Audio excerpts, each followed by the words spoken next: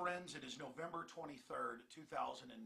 This is the most important video concerning man-made climate change that we've ever made. This is one of the most important video press releases that I have ever released. Last week, hackers broke into a university computer system in England, the chief UN Climate Center, the main source of information they quote in their different reports.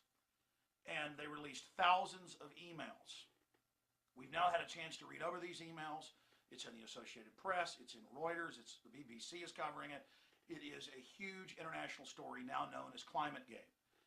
And we've had a chance to go over these documents, and it only confirmed what we previously knew. Al Gore, 2 years ago, got caught claiming that carbon dioxide goes up and then temperatures go up. He actually flipped the graphs. Temperature goes up and then carbon dioxide goes up. Different universities, and some of the ones named in these emails, have been caught faking temperature readings from buoys and weather stations around the world. They always claim it's an accident. This chief United Nations scientist, Phil Jones, over the last 5 years has refused to release any of his data, though it's being used for the UN to call for this global climate tax and to ban big televisions and to put tax on beef and taxes on having more than one child, a total control of our society, and they won't release the source data. And that's one of the main reasons that the hackers obviously went into this system and got these emails, because they wanted the climate data. They wanted to force it to be publicly published, not just a boiled down synopsis, because so much of what is in these reports put out by this university and others has already been proven to be a fraud. And when scientists come out and say, well, your information is a fraud, and we have the actual weather readings from the sources you quoted, they say, shut up, you're a conspiracy theorist, you're paid by the oil companies, we're not going to let you look at our data.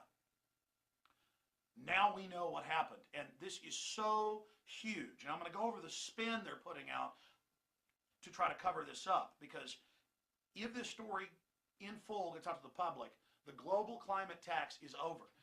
And we're going to play some clips coming up of the new EU president and others admitting that the global climate tax is the key to global government, global governance. These are quotes from them. The global government is here.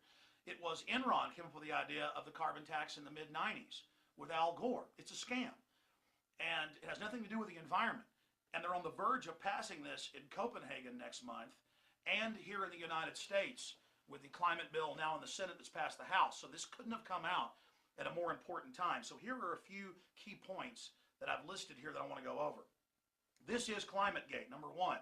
Number two, the emails are real. Number three, all the key UN data comes from these fraudulent sources.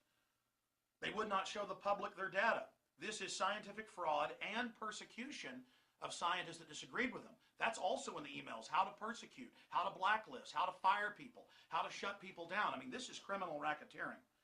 We need a real investigation of this. Why the fraud? What are the goals of this system? And to use a Star Wars analogy, these several thousand emails are the Death Star plans. But having the Death Star plans is only part of it. We now have to carry out an attack in the info war with this information. We're going to have full reports, in fact, they're already up at prisonplanet.com and infowars.com detailing all of this. This is a worldwide tax, a fraud against you and your family. You need to educate yourselves immediately, and then educate your friends, your family, your neighbors, your elected representatives, your public servants, because this fight is all coming to a head right now. I also want to salute the hackers. They did something the police, MI5, the FBI wouldn't do. There have been Freedom of Information Act requests in the U.S. and similar requests in England that have never released this data. They're scared to release it. It's now public. So I salute the hackers. I don't know who you are, but you're white hat hackers of the greatest epic level. I absolutely bow to you with total respect. Thank you so much, because this is also an example for future hackers to really do important work. This is beautiful. This is epic, and I salute you. All right, briefly, this is ClimateGate. This can bring down their whole system, because all the other fraud they've been caught in, they always say is an accident. They also have the fraud of saying there's a total consensus. Not one scientist doesn't believe that carbon dioxide is deadly poison and that we're all going to die if we don't tax it or ban it or restrict it when humans exhale 5.5 pounds of it. So they're also saying there's total consensus, even though 30+ thousand scientists sent letters to Congress And most of the scientists that signed on to the UN document said they were only consulted, that they don't even agree with it. So that's another fraud. But the issue here is the emails are real. Read the Associated Press. Read Reuters. Read the articles where they've called these scientists that are in these emails, these climatologists, and talked to them about it.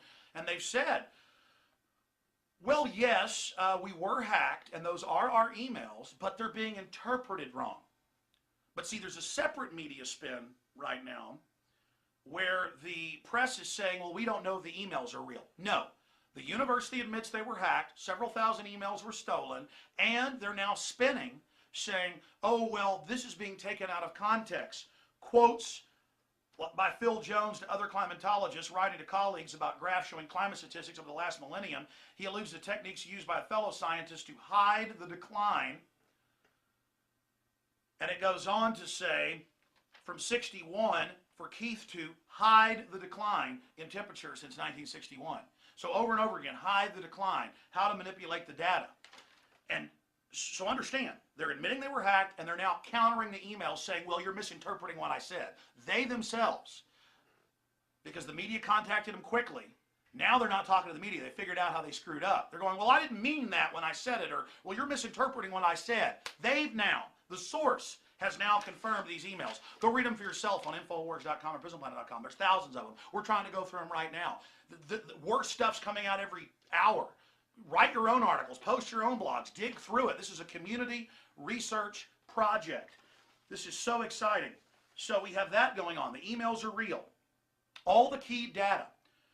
This particular university that nexused in with the Goddard Space Center in the U.S. and others, the Climate Research Unit, a leading global research center on climate change, run by Professor Phil Jones. He is sourced and quoted everywhere as the one that gives all the data to the UN, and then all the other scientific firms funded by the government, both private and governmental, then just agree with it. And then it's heresy if you question it. So that's going on. All their key data comes from this. This is the bottom card in the house of cards of the first domino, and it's now falling. And it's so essential that everyone get out there ahead of this media spin, because the media, even though the people that wrote the emails are admitting they wrote them, the media is trying to spin it saying, well, we don't know if those emails are real.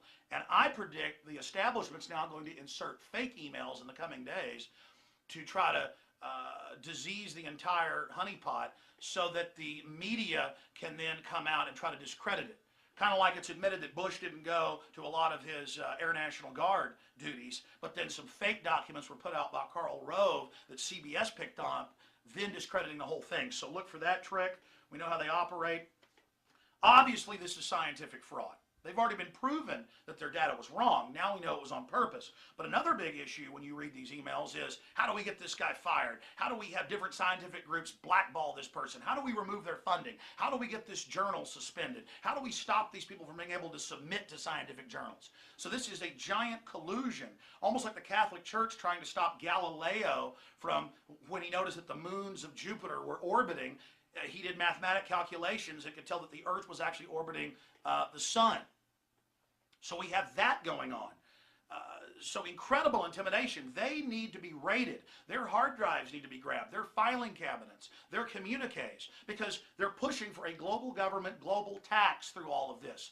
An international system to control our lives. We're going to play that Von Rompuy clip here. 2009 is also the first year of global governance, with the establishment of the G20 in the middle of the financial crisis. The climate conference in Copenhagen is another step towards the global management of our planet.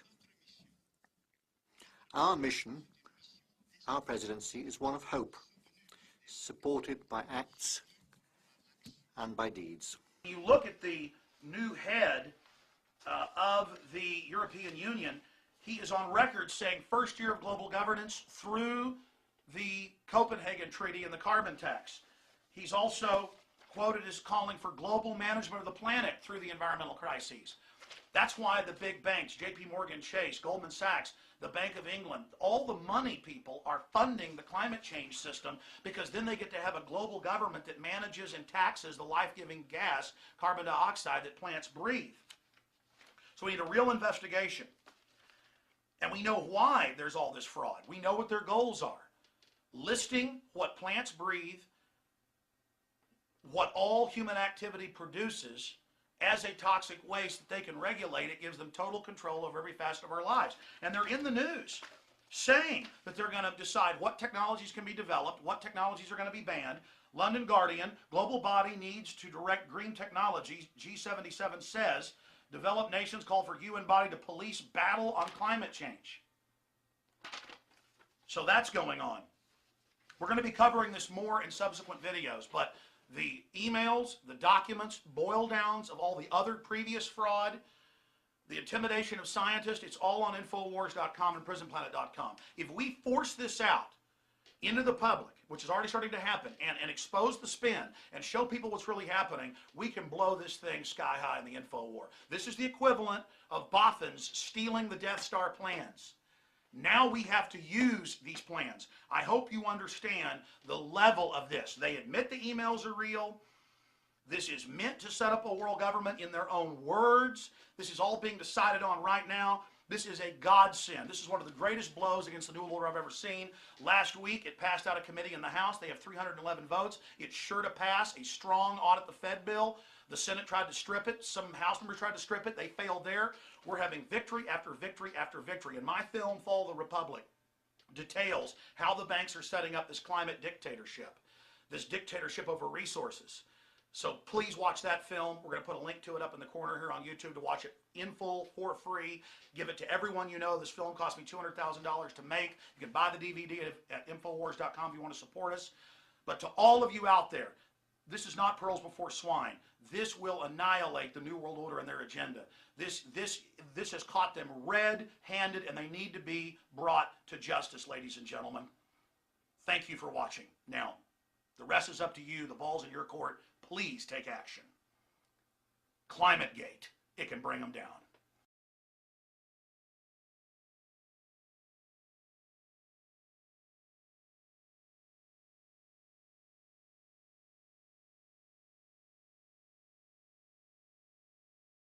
A leading climate change scientist had to leave his post today. Phil Jones was head of a British research team, one that's now been accused of manipulating data to make climate change seem more severe.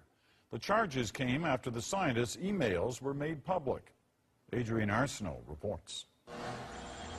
Stolen, says the University of East Anglia. Leaked, say others. Either way, thousands of emails from the school's climate research unit are now out, swirling menacingly around the blogosphere.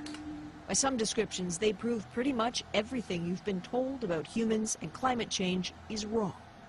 What we see here is a complete breach of all scientific disciplines and honesty. I mean, they've been fiddling the data. That's what it comes down to. It's a fraud. A nasty accusation based on emails in which scientists who've long researched global warming seem to chatter about using a mathematical trick to hide a temperature decline. Climate skeptics call it ClimateGate. It's the debate that will not be ignored. Poor Al Gore. Global warming completely debunked via the very internet you invented. Oh! For the British University, this isn't funny. The director of the unit, Phil Jones, who's worked there for decades, says much is taken out of context. Still, he's now stepped aside pending an investigation. Many have rushed to the university's defense, but this is bigger than one school's reputation. It has somehow become about all climate change science, which frustrates some. None of these emails change the very basic physics of climate science, and it is very basic physics. The Earth is warmer than it otherwise would be because of its atmosphere with greenhouse gases in. Predictions of major global warming have been wrong. Why? Because it turns out that the main cause of climate change is the sun. Just one of the radio ads running in Canada now. Canada is where much of the skepticism originates. One recent poll suggests more than 40% think the threat of global warming is exaggerated. This climate scientist, who does warming research, says he and colleagues face increasing hostility about their work. Where it gets a little nasty is when you have your office broken into twice in the past year, which is my case. Or I have colleagues, for example, whose computers people have tried to hack into them. And, I have other colleagues who, people posing as network technicians are wandering the halls trying to get access to offices. Scientists and activists on all sides of the debate say that tempers are only going to worsen and passions deepen in the few short days leading up to Copenhagen, strictly because there's so much at stake for everyone. Adrienne Arsenault, CBC News, London.